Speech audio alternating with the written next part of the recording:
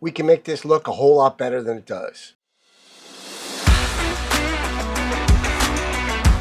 Welcome back to Victory Woodworks with Vic, and I'm Vic. In this episode, we're going to take a nicely used wood cutting board from one of my customers, kind of do a little refurb on it. She had mentioned that there's a crack in it. It looks like this is actually a Purple Heart is splitting. Probably just a defect in the board I used. I should have been watching that a little closer. So my plan is to slice and cut out the crack and re-glue it back together using the internet's favorite tool.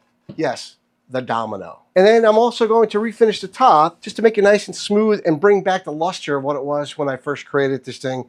It's got to be a couple years ago. So here's some of the tools you're going to be using for this little maintenance. Bottom of the board are some feet. You're going to need a little Phillips head to take off the feet. We're going to use the table saw, which is down underneath here, to do the slices. We're going to use the domino to create little pockets or little mortises for the dominoes so we can join this thing together. Then we're going to glue them. We're going to clamp them up in these Rockler panel clamps because I have them. You don't have to use those. You can use the Bessies or whatever else also. Bring that together. Going to let it set up for a while. Once the glue is set, we're going to take it out of all the clamps and stuff, and we're going to hit it with the sanders to get it nice and smooth on the top. And then we're going to re-prep the top with a little mineral oil and some board butter. So let's start with the feet. All right, there's the feet. Okay, so right here is the edge of the maple and the Purple Heart. That's roughly 5 3/4, which is where I've got the saw set for. So what I'm going to do is I'm going to run it through first time here. Then I'm going to flip this piece around and just cut off the other piece, which right around here is where the crack is. So I can cut the crack out. So the board will be about, I don't know, 3/8 of an inch narrower, but it should be in better situation. I guess the board wasn't perfectly straight, so I'm going to just tap it over and cut off that little bit more.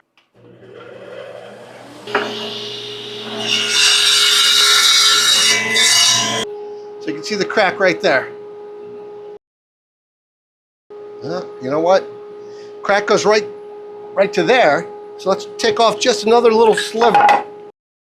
You know what? When I put this thing back together, you're not even going to know that there was anything going on here. Looks pretty damn good if you ask me. We're going to set our domino. Now what I've done here, because I'm only half metric, is I've got this little depth gauge, for lack of a better word, that I purchased third party somewhere else. I'm going to set this at 3/4 of an inch. It should be right there. So I've got the depth set now. Can lock that down. And we've got the front down. I've got a number 6 cutter inside, which is going to plunge these little number 6 by 40s, I believe, right? 6 by 40s. So I'm going to plunge these in to 20, which is, I believe, where we're set right now is 20. But before I do that, I'm going to take this piece of wood here, going to give it a little sample thrust and see if I got it set up right. Okay, we're set up for our test cut here. What we're going to do is we're going to rest it up against the edge, let the pin hit, and just do one on the end. And then we're going to catch it inside the hole, drag it over one. And I can see I definitely set this up incorrectly. These holes are 3/8. So the gauge, which I forgot, you got to double what you really want it to be. So if I wanted it to be at 3/4, I really should have set this up at max, which is all the way at 1 1/8. So we'll see how that works this time. Much better. Now the thing is this doesn't have to be in the middle of the board. It just needs to be down low enough that it doesn't cause any issues. The middle looks to be at a half. All right, so you figure if it's set at 1 1/8, that's about right. And you know what? For our purposes, remember, we're trying to align the top surface, but still give us a little extra in case we need to like resurface this thing again. That seems to be about the right thing. Now, the question is, where do we want these? So we're going to put one from the edge as close as we can without going over on both edges. And I like to have two somewhere in the middle. If this is the middle of the board, 18 should be around 9. I think we should probably, so we're going to have it in about there, I don't know, somewhere around the 5-inch mark. Now what I'm going to do is the ends, because they're referenced by the edge, I'm going to go tight. The 3 in the middle are going to be on the medium setting.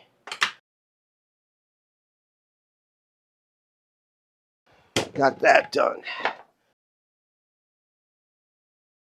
You know, I'm just going to put them in the middle because those will be easier to pull out later. I'm not going to put the end holes in just yet. Kind of want to have this straight up and down.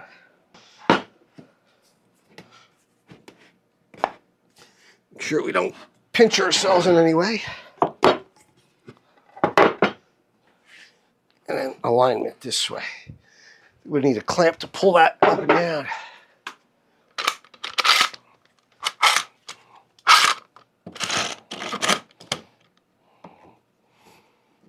All right, right there is alignment.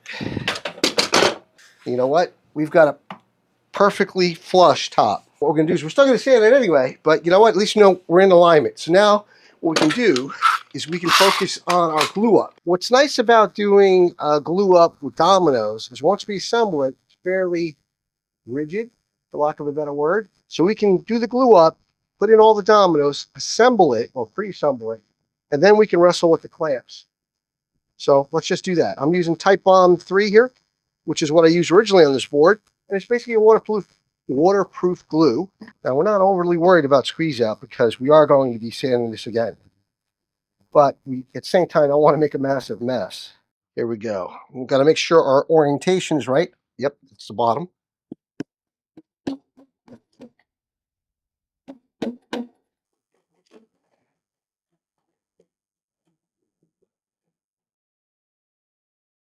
You know, this project was a whole lot simpler in my head.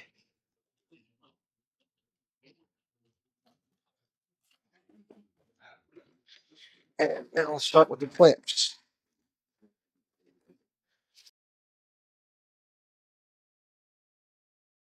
So I find it easier to get one clamp in and then kind of do the rest. Perhaps it's overkill, but you know what? If you got them, use them.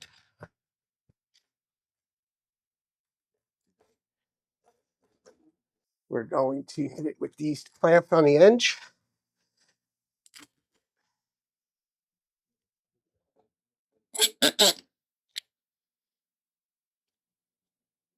All right. I think we're in good shape here. Let this dry. Come back when it's almost dry and then clean up everything that's all wet on here. Okay, it's a couple days later. Glue is set. Let's see how we did. Clamps seem to have done a good job here keeping everything flat. I can feel across here. We've got no significant mismatch of glue joint. All right. Get these up out of the way. Other than a little extra glue here and there, it looks really good. All right. Our next step is going to be our favorite, sanding. But first, we're going to hit this with a little bit of a chisel just to see if we can scrape up any of the bigger pieces so we don't clog up paper and otherwise. There isn't all that much here. This side's got a little bit. I guess it seems to only be right around right where the clamps were. So I'll start on this side. Looks like this was the top side of the board. Jen, if you're watching, board butter. But anyway, I'm going to put on my headset. I've got the Harbor Freight HEPA vac connected to the sander. I don't think I need a respirator, but we'll see. If it gets a little dusty, I'll put on a respirator. Forgot to mention that we're starting with 80 grit. We're just going to go up through the grits here. This is from one of our previous videos where I just put some dowel pins in here, make it easier to attach the sandpaper to the sander.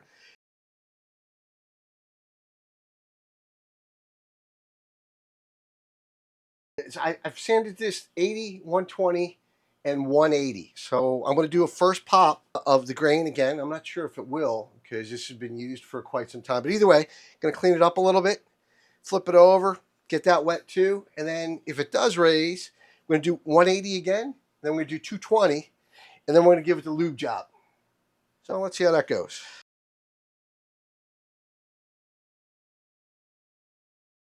So Jen, it looks like your board is back to the way it was. We'll oil it up, see what happens, see if it's lost some of its color. The edges seem to have lost a little, but you know what? It's what happens to wood over time. It ages, oxidizes, or does whatever it is wood does. We're back. Board is now dry.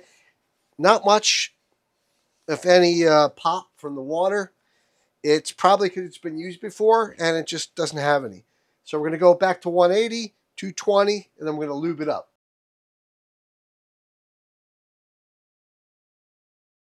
Here's the first step of lubrication process, a little mineral oil. I know everybody loves the reveal, so I'm going to tilt the board up. Hopefully you can see that pretty well. Looks like you can. I'm just going to pour a little on here. And you can see that looks really nice. Now what I'm going to do is take our little rag here and just kind of rub it all in. I'm going to just do it over here so that we don't spill too much out. What I have it on is some pieces of wood here to keep it up out of the oil, because at some point it just has to drip off. Otherwise, you'll just constantly have a wet board. What I'm going to do is just wipe this down so the excess, I'm sure there's still a lot in here. I mean, I only think this board's about a year or two old. I'm sure it's still got some inside. But you can see the colors have rejuvenated. All right, what I'm going to do is kind of let this sit for a while. I'm going to come back, see how much is absorbed. If it dries out, we'll add a little more. If not, then we'll just wipe off the excess. A half hour, 45 minutes should be good. See how we did here. Ooh, that looks good. Here's the board, basically dried out. All that has on it so far is just the mineral oil, just to kind of bring back the moisture into it. What we're going to do next, let me just set up over here. We're going to take our butterboard mixture, which is basically beeswax and mineral oil melted down together. We're going to rub it in, rub it on, and we're going to buff it with this good old, very inexpensive Bauer buffer. Now, if you need one of these, get it now because the tariffs are hitting. Pretty sure Harbor Freight prices are going to double at least. So let's set ourselves up here and then start buffing it out. We're going to take this little pad, which is going to kind of rub in all this moisturizing goodness for the wood. It's actually very good for your hands too. And just kind of get a nice coating on here. Now, the Purple Heart tends to fade fairly quickly, but if you keep it moisturized, it does all right. All right, let's grab this. Now, you can do this by hand too, but you know what? This seems to do a better job for me. It's just kind of rubbing it all in there. All right. How did that look? Looks pretty good to me. Okay, the very last step in this restoration process is basically putting the feet back on. So we have them here. What I'm going to do is I'm going to do it by hand so that we don't overstrip it in any way. Put them on snug, but they don't have to be super tight. Overall, the board really came out nice. I'm glad after a couple years of use, we can restore it basically to brand new. And I don't believe that there's too much board butter or mineral oil you can rub into your boards. I mean, if it's dripping and it's getting onto your food, that's probably too much. If you just put a little bit on every now and again, after you wash it, hopefully not in the dishwasher, because I'm sure the board would probably explode into multiple pieces in there, but just wash it, lukewarm water, dry it off, hit it with a little mineral oil or board butter, then you're good to go. Beautiful. Jenny, I hope you love your new old board. So, thanks for watching Victory Woodworks with Vic, me being Vic. If you learned something new, you like what you saw, please like and subscribe to our channel. Helps us out a lot. Stay passionate.